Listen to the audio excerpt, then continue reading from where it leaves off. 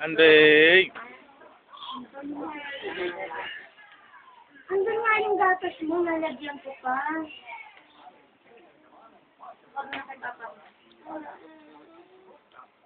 Okay ka na dyan? Ha? Sabi naman kasi papansin niya anak mo. Nagtatanda na eh.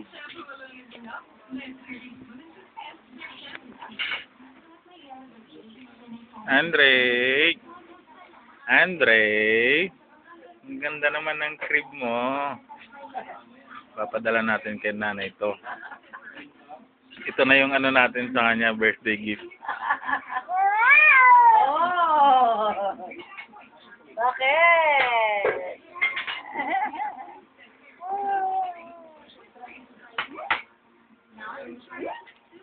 Bakit ano na? Mahirap.